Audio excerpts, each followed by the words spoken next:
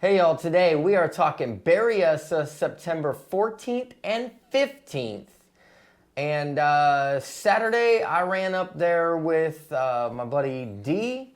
And then Sunday this guy was done hunting, so he tagged along for Sunday.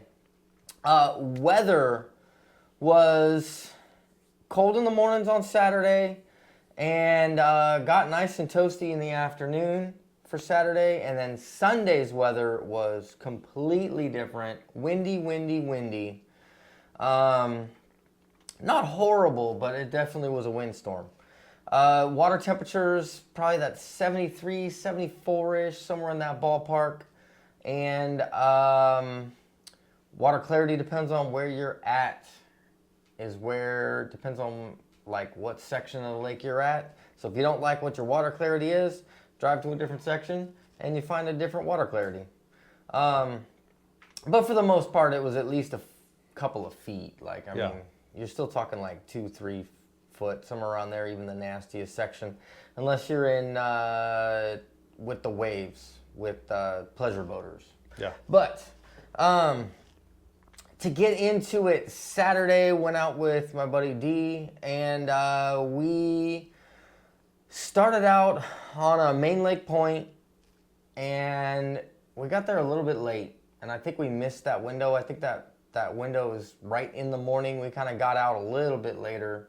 It's fun fishing. I slept in a little bit, right? They weren't playing around too much. They were definitely on like an offshore drop out deep, and they were chasing bait out there. Not sure if they're bass or trout. Was on the fence of which way that was.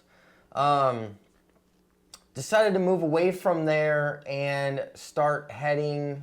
We went up onto another main lake area. Ran up there, and D picked one up on the Jackall Flick Shake Watermelon Candy. Good old Sorry Steve. Picked one up on that, and that was about it. The fish were still there. 100% were still there. We'll get into that on Sunday. But I just didn't have the patience and wanted to get D on some more fish, get him to catch some more. So we bounced from that and started heading into the Narrows to the same kind of area that I usually fish. Skipped some of my areas, but started going down the bank with that. And I believe by then he was throwing the robo worm. And then I picked up a new bait. This is a Yamamoto Sensei worm. And this is in green pumpkin blue. Really like this bait. It has a lot of action to it. It's kind of why I wanted to check it out. And I'm quite honestly kind of looking for a substitute for the Flick Shakes in case they are still on forever back order. So that's why I picked those up. And it actually turned out to be a thing. Picked up a 3-pounder on that, on like a chunk rock bank. And then right after that, I cast it out, got a wind knot. In the middle of me picking that wind knot, as I looked past the knot and I see my line cruising off, and I was like, hey, I know what that means. And hand-lined a fish in a little smallmouth.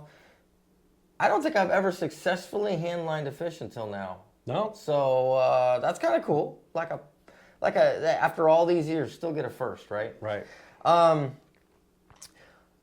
Went through that, and then pretty much most of the bites from then on was that green pumpkin blue, just casting that drop shot out in that, we'll say 15 to 20 foot range, somewhere around there, letting it dead fall. And then did pick up one at the end of the day on Margarita Mutilator MM3. That was most of the day. We didn't do a lot of jucking and driving. I was kind of in a funk, mentally wise, for that. So Sunday rolled around. You were done hunting. Yeah. And we decided to get out there later because most of my bites came around noonish. And we didn't get to the water till what time? Almost noon. Yeah, I think it was noon. We stopped by Turtle Rock and grabbed a chicken sandwich. Yeah. And a beverage. Yes. Before we headed out a couple there. Baits deep. Yeah, we were a couple baits deep. Yeah. Not too many baits deep, but we had a couple of baits. Just a couple of baits. I'll let you talk about Sunday. So, Sunday we went out. We checked out one area that I was fishing those Thursday night tournaments at. There was fish on it, but just not the size that we were thinking about fishing for. And if we wanted to shoot a video, we wanted to catch a little bit better fish. And they weren't in a great mood either. They weren't in a great mood. If you guys didn't know, Sunday, basically the weather tanked from what Saturday was. It was still going out late. I was still in a t-shirt and shorts, but there was a couple times I thought about my sweater. Yeah. When we ran. So you know that the temperature did drop. The nights are getting cooler right now. We ran into fellow club members, and as we were heading out, they were already fishing. They said they had over 20 pounds for 5. Yeah. So they definitely found a bite, and we went to go find our own version, basically. Yeah. So we ran up to a main lake point, basically, and we saw some fish down low, and we were throwing some stuff at them, and I decided to see what they were. So picked up the flick shake. Sorry, Steve. And I picked up a dink right away, and the way the wind was blowing, because it was blowing into a bank, and I was like, let's go over there to that. We cut through, went over to it, and because the wind was blowing and the fish were out there and there's bait out there, I picked up the old A-rig, started throwing it around. I was throwing it with 3.3s, 2.8s teasers, and my middle bait was a 3.8. And they're all in rainbow shad in the Kitex. And it wasn't long before I picked up a fish that I could feel them hitting it and then just slam it. And that's kind of what we started doing, was getting those fish going like that. And we were catching some decent fish. Definitely, I caught some beautiful smallmouth. Yeah.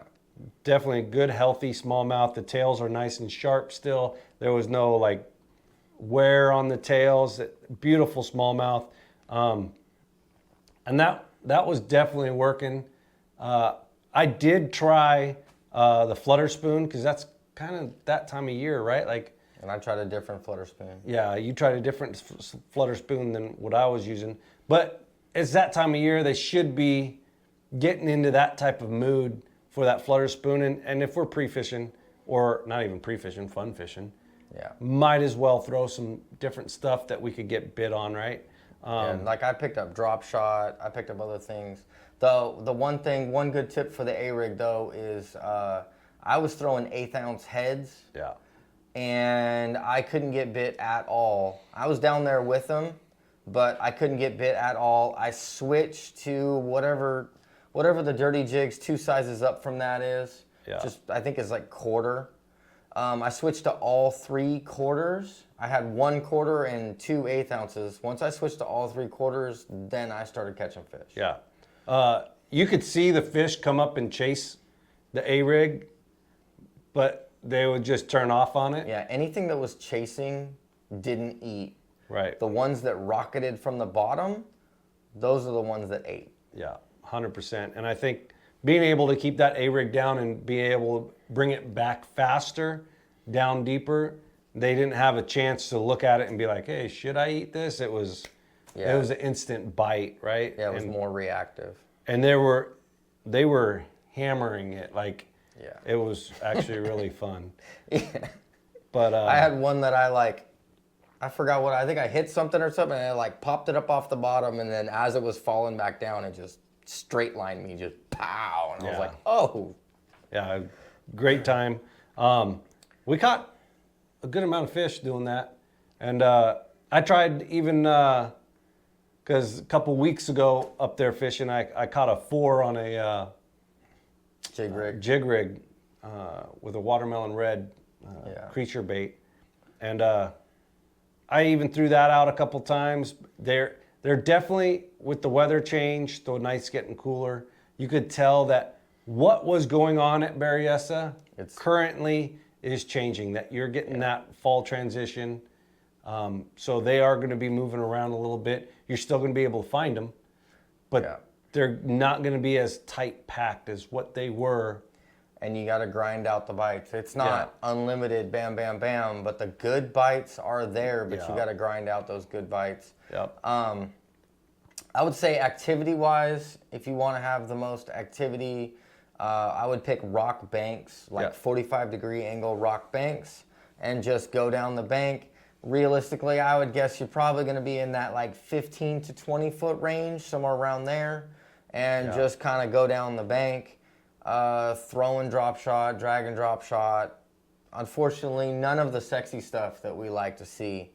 There is still that A-rig bite if you want to go out there and grind it out, but we put some time into it, and we didn't get. I mean, we caught fish, but it wasn't lights out.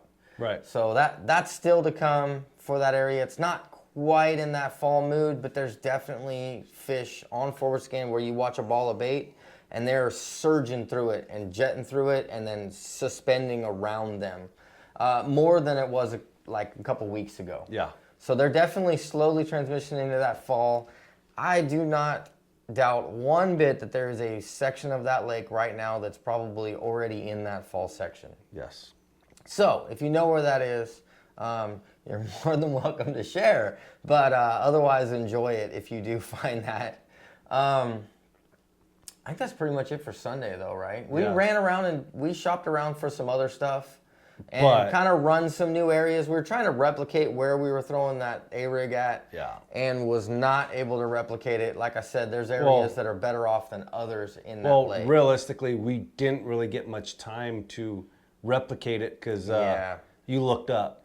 Yeah, I looked up and the wind looked nasty and it didn't look like it was going to go away at all. So we decided to run back in.